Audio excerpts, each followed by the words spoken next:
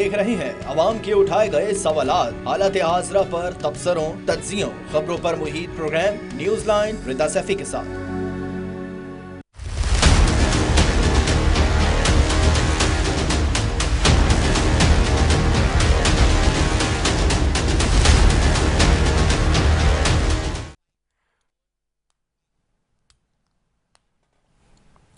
अस्सलाम वालेकुम, मैं हूं रिदा सैफी। नाज़रीन, पाकिस्तान के पार्लियामान में आईनी पैकेज पेश किए जाने का इम्कान है। सरकारी तौर पर तो इसका मसवदा पेश नहीं किया गया, मगर ज़राए के मुताबिक इस आईनी तरमीम बिल के मसवदे में मजमूई तौर पर 54 तजावीज़ शामिल की गई हैं। इस बिल में आइन के आर्टिकल 63A में भी तरमीम की तजवीज़ दे दी गई है, जिसके मुताबिक पार्लिमानी रुकन पार्लिमान का वोट पार्टी की हिदायत के खिलाफ किसी भी कानून साजी या बिल पर वोट देने वाले गिनती में शुमार नहीं किया जाएगा। इसके अलावा आईनी अदालत बनाने का भी जिक्र किया गया है, जिसमें सिर्फ आईनी मामलात ही भेजे जाएंगे।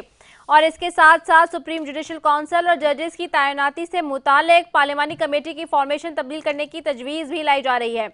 आईनी बिल में तजवीज़ दी गई है कि आईनी अदालत के पहले चीफ जस्टिस की तकर्री वज़ीर आज़म की सिफारिश पर सदर पाकिस्तान करेंगे। अब सबसे बड़ा सवाल ये कि क्या हुकूमत के पास आईनी तरमीम के लिए नंबर गेम पूरा है या नहीं। आईनी तरमीम के लिए पार्लियामान के दोनों ऐवानों से 2/3 अक्सरियत दरकार होती है, यानी कौमी असम्बली में 224 वोट और सेनेट में 64 वोट। इस वक्त हुक्मरान इत्तेहाद में शामिल मुख्तलिफ सियासी जमातों के पास कौमी असम्बली में 214 अरकान की हिमायत हासिल है, जबकि 2/3 अक्सरियत के लिए हुकूमत को 10 वोट मजीद दरकार हैं। जबकि इत्तलात के मुताबिक सेनेट में हुकूमत को 1 वोट की कमी का सामना भी है। इन नंबरों को पूरा करने के लिए हुक्मरान इत्तेहाद जमात जो है जमीयत उलमा इस्लाम के सरबराह मौलाना फजलुर रहमान से मुलाकातें कर रहे हैं, जिनके पास कौमी असम्बली में 8 और सेनेट में 5 अरकान हैं। मगर मौलाना फजलुर रहमान राजी नहीं हो रहे। आज भी इसलिए कौमी असम्बली सेनेट का इजलास गैर मुय्यना मुद्दत तक के लिए मुलतवी कर दिया गया है। तहरीक इंसाफ ने इसको हुकूमत की नाकामी करार दिया है और अपनी जो है वो कामयाबी करार दिया है। हुकूमती अरकान ये जिद लिए बैठे हैं कि मौलाना से मामला हल के लिए वक्त दरकार है। अब सवाल ये है कि मौलाना साहब मौके की नज़ाकत जानकर कोई बात मनवाएंगे या फिर हुकूमत के पास मौलाना को ऑफर करने के लिए आखिर मौजूद क्या है। मौलाना साहब क्या करेंगे। दूसरी जानिब साबिक वज़ीर आज़म इमरान खान की जमात तहरीक इंसाफ ने इन मुमकिना इस्लाहात की भरपूर मुखालिफत कर दी है। पाकिस्तान के ऐवान बाला यानी सेनेट में पाकिस्तान तहरीक इंसाफ के रहनुमा हामिद खान का कहना है कि हुक्मरान इत्तेहाद में शामिल अरकान रोजाना ये दावा करते हैं कि वो आईनी तरमीम लेकर आ रहे हैं, लेकिन फिर भी वो अपनी कर जाते हैं। इस बात से सवाल यहाँ ये बनता है कि क्या अदालती इख्तियारात को कम किए जाने की कोशिश की जा रही है। क्या आईनी अदालत के क़याम से कानूनी पेचीदगियाँ मज़ीद बढ़ जाएंगी। सवाल ये भी है कि क्या सुप्रीम कोर्ट को लपेट के रख दिया जाएगा। क्या एक सुप्रीम कोर्ट एक मुंतखब जो पार्लियामेंट के अंदर एक वज़ीर होता है, जो एक MNA होता है, उसके जो है वो मातहत हो जाएगा। तो क्या किसी मुल्क में ऐसा होता है कि सुप्रीम कोर्ट जो कि इस वक्त सबसे बड़ा इदारा होता है इंसाफ का, आप उसको जो है जो कि इदारा होता है एक तरीके से न्यूट्रल और उसकी अपनी ऑटोनोमस एक अपनी पावर और अपनी इंटीग्रिटी और अपनी एक पहचान होती है, उसको पार्लियामेंट के किसी रुकन के या पार्लियामेंट के अंडर पेश कर दें और उसके मातहत कर दें। ये सवालात हैं जो कि इस वक्त उठाए जा रहे हैं और इसी सब पर बात करेंगे। मेरे साथ सबसे पहले मौजूद है किरण डार हैं, मुस्लिम लीग नून से हैं। मेरे पास आसिफ तंबोली हैं, joint secretary Islamabad high court bar association के, और किरण डार साहब है मुस्लिम लीग नून से। आप दोनों मौजूद मेहमानों का बेहद शुक्रिया जी कि आपने अपना कीमती वक्त दिया। सबसे पहले किरण डार साहबा की तरफ जाऊंगी। किरण डार साहबा, हुकूमत जो आईनी तरमीम करने जा रही है, आईनी पैकेज की जिसकी बात हो रही है, और ये तरमीमी बिल के मुसवदे में जो मजमूई तौर पे 54 से ज़ायद तजावीज़ शामिल की गई हैं, इसके ऊपर बहुत ज़्यादा बैकलैश है, क्रिटिसिज्म का सामना है अपोजिशन की जमातों से भी।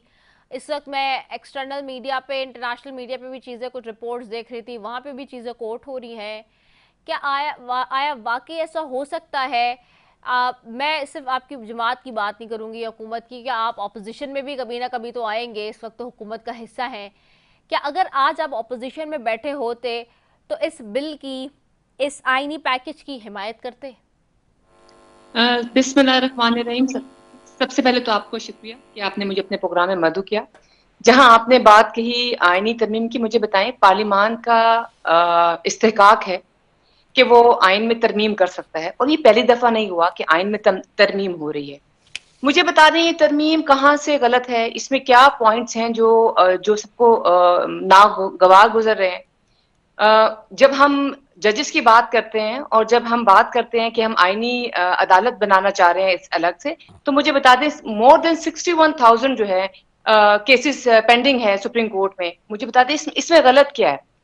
आईनी तरमीम का क्या इशू है कि आईनी तरमीम जब आए मतलब वो पब्लिक के इंटरेस्ट के लिए आए, ठीक। तो मुझे बता दें लोगों के फैसले बाद में होते हैं, उनकी उम्रें गुजर जाती हैं, वो पाइपलाइन में नहीं आता। तो अगर इन अमेंडमेंट के अंदर ये अमेंडमेंट डाली गई है, तो मुझे बता दें ये तो लोगों की को आसान, जल्दी और सहल जो है इंसाफ देने के लिए की है। मुझे बता दें इसमें क्या इशू है। हाँ, ये इशू जरूर हुआ कि हमने अपने इत्तेहादियों के साथ तो बात की, लेकिन मौलाना फजल रहमान साहब को, जो मसूदे का आपने भी आज देखा कि मिनिस्टर साहब जो हैं, राम मिनिस्टर साहब बात कर रहे थे और वो बता रहे थे कि वो ब्लैक एंड व्हाइट में मांग रहे हैं फजल रहमान साहब कुछ चीजों को, जो एक रूल है कि जो पहले जो ड्राफ्ट है उसकी वैसी बात होती है, उसके बाद वो कैबिनेट में जाता है, कैबिनेट के बाद एक कमेटी में जाता है, उसके बाद वो ईवान में आता है। ऐसा नहीं हो सकता कि वो ईवान में आने से पहले, या कैबिनेट में, चलें ईवान को भी नहीं, कैबिनेट में आने से पहले वो पब्लिक हो जाए। तो मुझे बता दें जब पार्लियामेंट का काम ही, और ये कोई लॉ नहीं है, ये आईनी तरमीम है, तो 2/3 मेजोरिटी के बगैर नहीं हो सकती। अब मैं फजल रहमान साहब की बात करूं, आप जरूर ये बात करेंगी कि सैटरडे को भी असेंबली का सेशन कॉल किया गया और संडे को भी किया गया, जो यूजुअली नहीं किया जाता है। लेकिन थोड़ी सी हमारी थोड़ी सी मेमोरी जो है वो शॉर्ट हो जाती है। आप देखें कि जब बजट सेशन होता है तो हमारा सैटरडे भी अक्सर ऑन हो जाता है, कभी कभी संडेज भी ऑन हो जाता है, और ये था। फिर फजल रहमान साहब सब ये सवाल जरूर कर रहे हैं कि जी रात के अंधेरे में हम कर रहे थे। देखिए कल था डेमोक्रेसी डे था, तो हमारी ख्वाहिश थी कि 15 सितंबर, जिसको हम डेमोक्रेसी डे कहते हैं, तो हम एक नई रवायत डालें कि हम तरमीम जो है उसी दिन ले आए और उस दिन पास कर लें।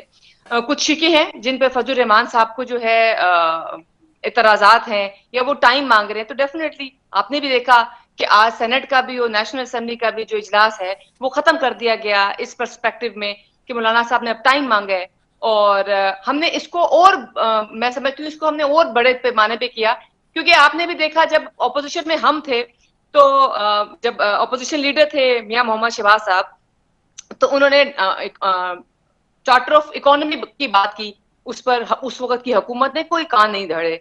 जब हम हुकूमत में आए तो हमने चार्टर ऑफ इकोनॉमी की बात की, उस पर भी नहीं धरे। आप इस वक्त फजल रहमान साहब ने ये बेड़ा उठाया हुआ है कि वो इन जो इसकी आईनी जो शिके हैं इसके ऊपर काम करेगी, और जो बाकी ओपोजिशन के लोग हैं, जो ओपोजिशन की जमातें हैं, उनको अपने साथ ऑन बोर्ड लेगी। अच्छा, एक बात बताएं किरण डार साहब, मेरा तो सवाल ये था कि अगर आप ऑपोजिशन में इस वक्त होते और ये आईनी पैकेज आता, तो क्या आप उस वक्त भी इसकी हिमायत में होते हैं? मुझे बता दें जो आईनी पैकेज होता है वो आपके मेरे लिए नहीं होता। वो आईनी पैकेज जो है वो ओपोजिशन और हुकूमत का नहीं होता। आईनी पैकेज जो है वो पूरे हाँ या ना पाकिस्तान के में लिए जवाब होता है। दे तो मुझे देना बता दें मैडम, कितनी हाँ या ना तरमीमें में ऐसी जवाब दे हुई दें। हैं। मैं एग्जैक्ट आपको तरमीम का शायद नंबर ना बता सकती, वो कौन सी वाली तरमीम थी, 18 अमेंडमेंट भी आप देख लें। तो इट्स ज्वाइंट एफर्ट, और ये ऑपोजिशन भी उसमें अपना रोल प्ले करती है, ऑपोजिशन भी उसको वोट कास्ट करती है। अब मैं एग्जैक्ट आपको भी नहीं बता सकती, लेकिन बहुत सी ऐसी आईनी तरमीमें हैं जिसके अंदर ऑपोजिशन में, आप मुझे बता दीजिए कैसी ऑपोजिशन है जो बात भी नहीं करना चाहती, जो मुज़ाकरात भी नहीं करना चाहती। आपने देखा होगा ये दो अगर मैं गलत नहीं हूं तो 2 से 3 दिन ऐसे हैं कि नेशनल असेंबली का जो माहौल है वो कुछ कदरे बेहतर है, वहां से कोई बात नहीं आ रही, इधर से कोई बात नहीं जा रही है। तो एक अच्छा माहौल अभी डेवलप किया गया कि 2-3 दिनों की बात है। उससे पीछे मुझे बता दें तो जो आपने बात कही कि अगर हम अपोजिशन में भी होते, डेफिनेटली अगर हम अपोजिशन में भी होते तो मुझे बता दें, आईनी तरमीम का ये नहीं होता कि हुकूमत नहीं लानी होती, आईनी तरमीम जो होती है वो अपोजिशन की भी कंट्रीब्यूशन होती है उसके अंदर। अच्छा, चलें, मैं ज़रा चली जाती हूँ आसिफ तंबोली साहब की तरफ। आसिफ तंबोली साहब, आपको आवाज़ आ रही है? जी मोहतरमा, सुन पा रहा हूँ। आसिफ तंबोली साहब, क्या मसला है? मुस्लिम लीग नून कह रही है, हुकूमत कह रही है, कोई ऐसा मसला नहीं है, कोई ख़तरनाक जो है वो तरमीम नहीं हो रही, आवाम के हक़ में तरमीम की जा रही हैं, क्या कहेंगे? बहुत शुक्रिया मेरी बहन, आप एक इंतहाई अहम मौजू के ऊपर गुफ्तगू करने के लिए मदऊ किया है। मैं अपनी बहन मोहतरमा किरण डार साहबा से कुछ हद तक इत्तेफाक करता हूँ और किसी हद तक इख्तिलाफ करने की जसारत भी करता हूँ। इत्तेफाक मैं इस हद से करता हूँ, देखिए जहाँ पे ट्राइकोटमी ऑफ पावर होती है, नो डाउट वहाँ पे लेजिस्लेशन का इख्तियार कुल्ली तौर पे पार्लियामेंट के पास है, because parliament is the mother of all the institutes. No doubt ये तरमीम करना, किसी भी कानून को बेहतर बनाना, इदारों को इम्प्रूव करने के लिए ज़रूरी होती है। अगर वो फरमा रही हैं कि पार्लियामेंट का इस्तेहकाक है तो वो कुछ गलत नहीं फरमा रही। लेकिन मेरा सवाल सिर्फ अपनी बहन से ये है कि आखिर इस वक्त इन तरामीम की ज़रूरत क्यों पेश आई? देखिए, इन तरामीम के बारे में मेरा ज़ाती ख्याल ये है कि ये वाली तरामीम जो हैं उस वक़्त टेबल करने की कोशिश की गई या इनको प्रपोज किया गया जब इस्लामाबाद हाई कोर्ट के 6 जज साहिबान ने लेटर लिखा सुप्रीम जुडिशल काउंसिल को कि उनको आज़ादाना तौर पर काम नहीं करने दिया जा रहा है। मेरे ख्याल में उनको सबक सिखाने के लिए ये वाली लेजिस्लेशन की गई है, या चीफ जस्टिस पाकिस्तान को कहीं पे कुछ नवाजने की कोशिश की जा रही है। And I may be wrong. अगर ये पर्सन ओरिएंटेड लेजिस्लेशन है तो being a student of law I know and it is a legal magazine that the person oriented legislation is a bad law. तो अगर तो आप ये काम कर रहे हैं आइन, कानून और लोगों को इंसाफ की फराहमी के निज़ाम को बेहतर बनाने के लिए, then well and good. लेकिन अगर आप कुछ लोगों को सबक सिखाने के लिए और किसी शख्स को नवाजने के लिए ये काम कर रहे हैं, तो फिर हमारी आपसे इस्तदा ये है कि ताज़ा हवा के शौक में ए साकिनाने शहर इतने न दर बनाओ कि दीवार गिर पड़े, इतना ना कानून को मोम की जो है वो नाक बना दें कि आप अपने फ़ायदे के लिए कभी इसे दाएं तरफ कर लें, कभी बाएं तरफ कर लें।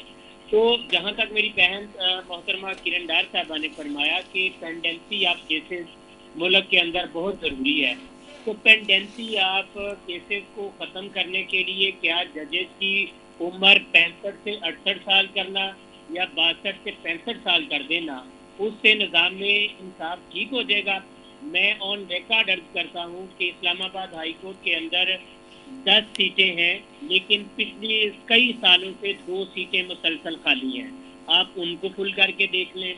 लाहौर हाई कोर्ट के अंदर टोटल 62 सीटें हैं, लेकिन वहाँ पे 36 जज साहिबान बैठे हुए हैं।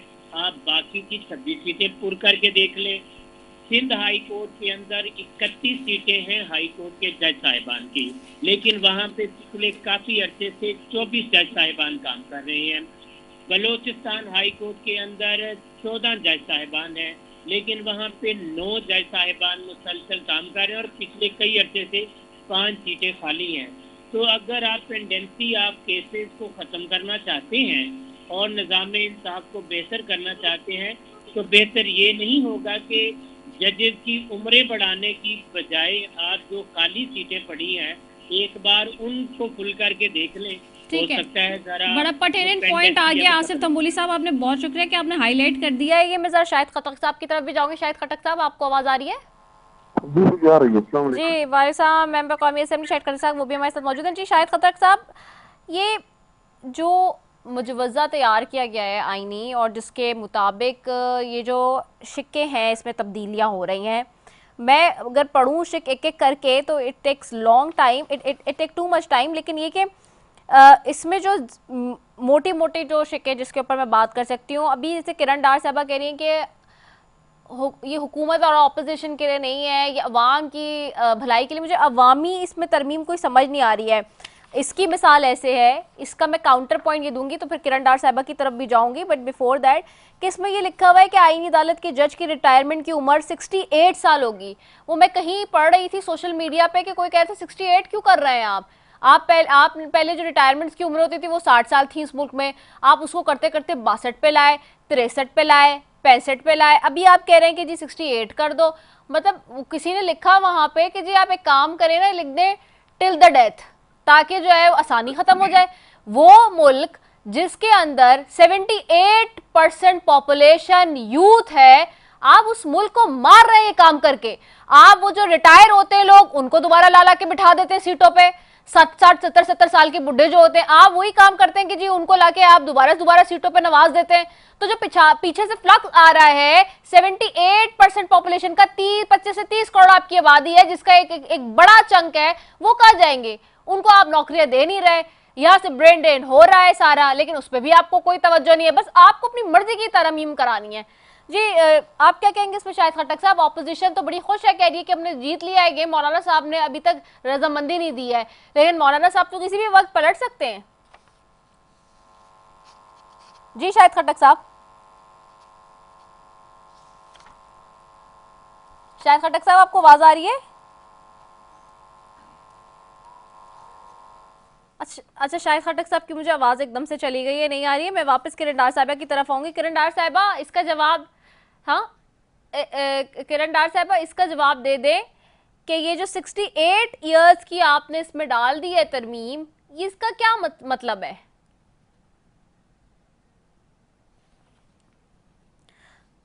चले मैं किरण डार साहिबा की तरफ भी जाती हूँ, एक ब्रेक ले रही हूँ, ब्रेक के बाद वापस आ रहे हैं जी, स्टे ट्यून।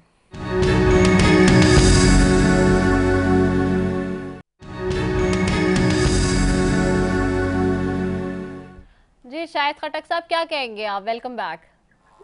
थैंक यू जी।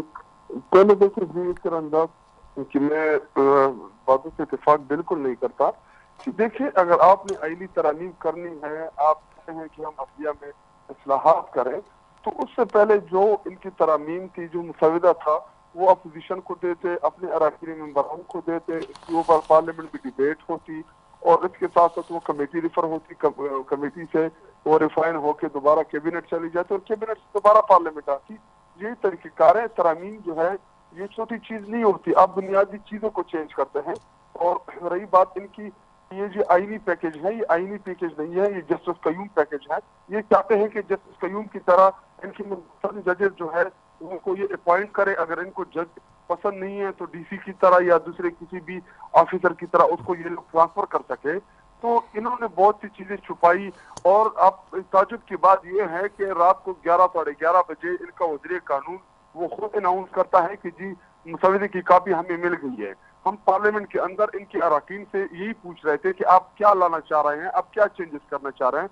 और ये सिर्फ जजेस के हवाले से नहीं, ताकि जी कोई आईनी कोर्ट बनाना चाहते हैं या जजेस की तादाद बढ़ाना चाहते हैं। अगर इन्होंने जजेस की तादाद बढ़ानी होती तो ये हाई कोर्ट में बढ़ाते, क्योंकि वहां पे उन जजेस की तादाद बहुत कम है। और इसके अलावा इसमें जो जिसपे हमें सबसे ज्यादा एतराज था, जो थोड़ी बहुत हमें इंफॉर्मेशन मिली, इसमें ये 13A आर्टिकल को जो ये चेंज कर रहे हैं, ये बुनियादी जिंदगी जो इंसानी हकूक की वो है, ये उसको छेड़ रहे हैं। तो ये चाहते हैं कि कोई भी, अगर आप टीवी के ऊपर कोई भी बात कर दें और वो अगलों को नागवार गुजरे, तो वो आपको डायरेक्टली ही मिलिट्री कोर्ट में ले जाए और आपका मिलिट्री ट्रायल हो वहाँ पे। जी देखिए, ये मिक्स कर रहे हैं चीजों को। एपीएस का जो इशू था वो दहशतगर्दी के हवाले से था, वहाँ पे दहशतगर्द थे। और इधर जो है, इधर आम पाकिस्तानी है। जी देखिए, जब आप आम लोगों से उनकी राय ले लें, आप आवाम की राय का एहतराम ना करें और उनको जेलों में डालें, इनका बुनियादी मकसद यही है कि हम किसी न किसी तरीके से तहरीक इंसाफ जो है इसके ऊपर बैन लगा दो, तहरीक इंसाफ जो है इसको हम खत्म कर दे।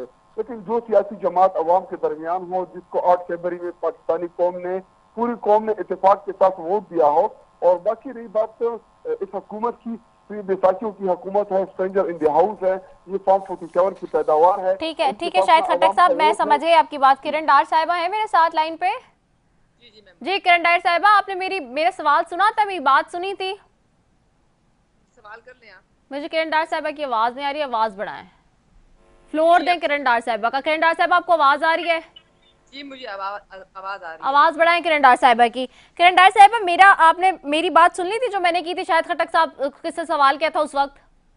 नहीं मैं नहीं सुन सकी थी। अच्छा, मैं दुआ, अभी आप कह रही थी ना कि ये जो आईनी पैकेज है, ये जो आईनी मुजवज़ा है तरमीम का, ये जो है वो अवाम के मफाद में है, वसीतर मफाद में, या हुकूमत और अपोजिशन से बढ़ के। मैडम, मेरे सामने ये सिर्फ चीज़ें रखी हुई हैं जो आप ही के मुजवज़ा आईनी तरमीमी बिल के मुसवदे के मुताबिक हैं। इसमें मैं भी दो चीज़ें पढ़ के ही हैरान रह गई हूँ। मुझे ये बताएं, पहले तो आप मुझे सिर्फ इतना क्लियर करें कि आप लोग डेमोक्रेसी के ऊपर बिलीव करके हुकूमत चला रहे हैं या आप डिक्टेटरशिप पे चला रहे हैं? क्योंकि देखिए जो इसमें हालात इसमें बताए हुए, अब आप देखें इसमें एक चीज़ है कि बिल में हाई कोर्ट से सू मोटो लेने का इख्तियार वापस लेने की बात है। अब मुझे ये बताइए, सो मोटो क्या होता है?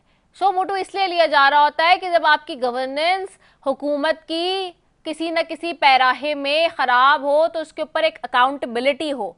पूरी दुनिया के अंदर सुप्रीम कोर्ट का इदारा, इंस्टीट्यूशन एक ऑटोनोमस बॉडी होता है जो कि अकाउंटेबिलिटी के लिए एक न्यूट्रल इदारा होता है जो क्रॉस चेक समटाइम्स करता है, जहां गवर्नेंस या कोई ऐसा वाक़या या ऐसी चीज़ हो जाए जो बिल्कुल आउट ऑफ द बॉक्स चली जाए तो इंसाफ फराम करने के लिए अगर आप ये सो मोटो का इख्तियार ले लेंगे तो फिर ये तो पूरी दुनिया में होता है, ये सिर्फ पाकिस्तान में तो नहीं होता।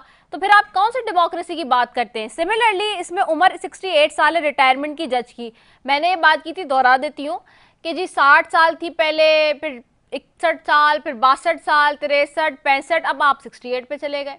आप मुझे बताइए कि आपने पिछले साल वज़ीर आज़म शहबाज शरीफ साहब ने डिक्लेयर, बल्कि इस साल भी डिक्लेयर किया हुआ है, मैं जब चाइना में भी थी I was talking about this, कि जी मैं बड़ा अप्रिशिएट करी थी, लेकिन मुझे बड़ा अफसोस होता है कि आप लोग जब इस तरह के बिल लाते हैं तो कहते कुछ है करते कुछ है।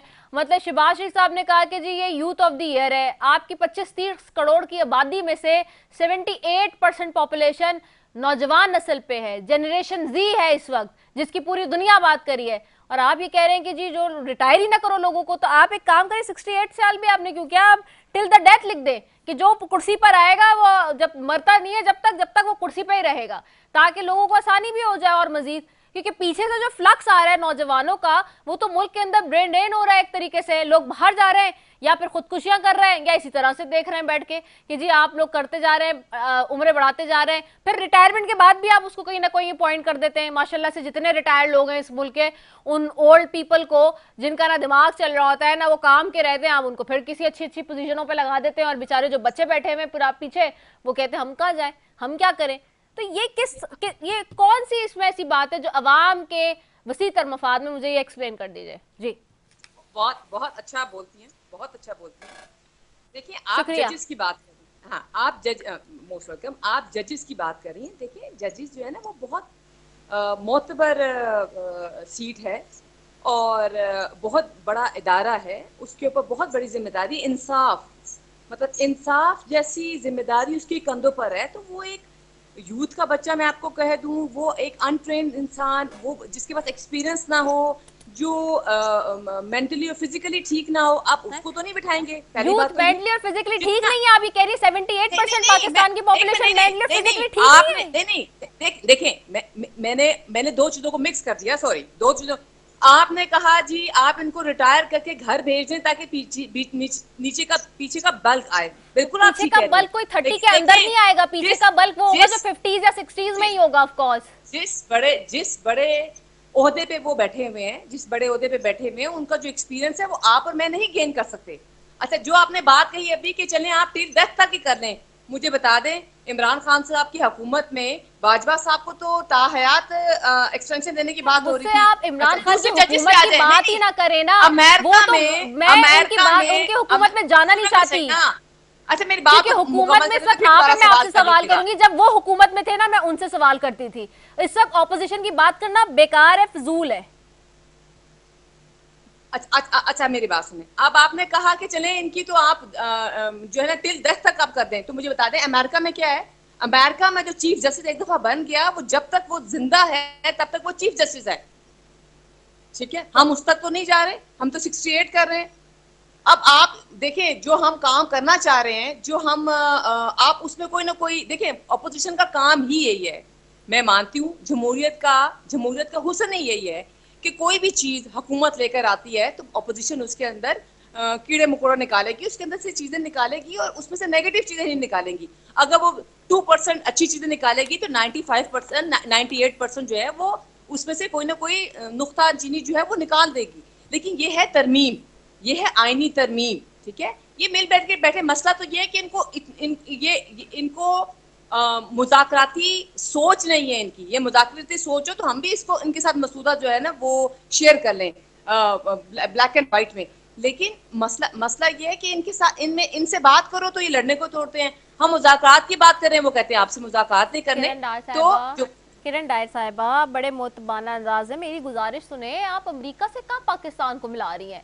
मैं तो हैरान हूँ कि आप क्या एग्जांपल दे रही हूँ कि ऐसे एग्जांपल्स दुनिया में हैं। मैंने कंपेयर नहीं किया, मैंने अपने पाकिस्तान को अमेरिका के साथ कंपेयर नहीं किया। मैं तो आपको एग्जांपल बता रही हूँ कि दुनिया में, यूके में और अमेरिका में ये एग्जांपल्स हैं। मैंने आपको एग्जांपल्स की बात नहीं, मैं वही आपको कह रही हूँ कि वहाँ की एग्जांपल यहाँ पाकिस्तान से नहीं मैच करती। आप सुने, देखें ना, चाइना की हम बात करते हैं, बड़ा एक्सप्लेन करती है हुकूमत और कहते हैं सी पैक, चाइना पाक चीन दोस्ती, इसी तरह सऊदीया की मिसाल देती है, यूएई की देती है। देखिए वो मुमालिक है जहाँ उन्होंने अकाउंटेबिलिटी पे जो है वो बिलीव किया और अकाउंटेबिलिटी पे उन्होंने हुकूमतें चलाई, उनका सिस्टम ठीक हुआ। आपके पास एक ही अकाउंटेबिलिटी का इदारा रह गया है, आप उसको भी खत्म करने की बात कर रहे हैं, तो फिर अकाउंटेबिलिटी कौन करेगा? जो यहाँ पे लीकेजेस हैं, जिसको करप्शन कहा जाता है, ओवरऑल दुनिया में उसको लीकेजेस का नाम दिया जाता है, उसके ऊपर, बैड गवर्नेंस के ऊपर, कॉम्पिटेंसी के ऊपर, इन चीजों के ऊपर सवाल कौन करेगा? अगर आप उसको भी अपने, और फिर सुप्रीम कोर्ट का इदारा, अब इसमें लिखा हुआ है, आपकी दस्तावेजों के मुताबिक कि कौमी असेंबली की कमेटी के सीनियर तरीन जजेस में से चीफ जस्टिस का इंतखाब करेगी और ये 8 अरकान पे कौमी असेंबली की कमेटी मुश्तमिल होगी जो कौमी असेंबली को भेजेगी नाम, फिर वो देखेगी, और ये सारा मतलब कौमी असेंबली वाले सब कुछ करेंगे। देखें, parliament is a autonomous body different, supreme court is totally different entity. आप कैसे सुप्रीम कोर्ट को पार्लियामेंट के मातहत कर सकते हैं? देखिए, सुप्रीम कोर्ट है, ठीक है, लेकिन जो सुप्रीम इदारा है वो ऐवान है, ठीक है।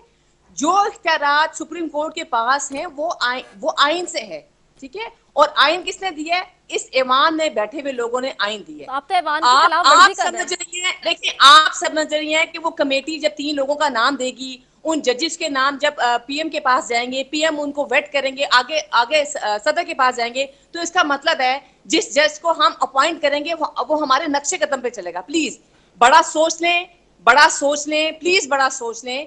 ये कोई स्टाइल नहीं है, ये कोई बात नहीं है कि आप जिसको अपॉइंट करेंगी वो आपके मुताबिक फैसले करेगा। ये पॉसिबल नहीं है, ये ना हो। देखें, ये एक सिस्टम है, हम इस सिस्टम को ला रहे हैं। देखिए, उसमें क्रेडिबिलिटी को भी देखना पड़ेगा, उसमें देखना पड़ेगा कि कितने केसेस को किया गया, फिर उनकी फिजिकल हेल्थ को भी देखा जाएगा। कि बहुत छोटे यहाँ तो अकाउंटेबिलिटी है ही नहीं, यहाँ तो करप्शन करप्टेड लोग किया गया। This is the first time कि इसको इवैल्यूएट किया जा रहा है जजेस लेवल के ऊपर।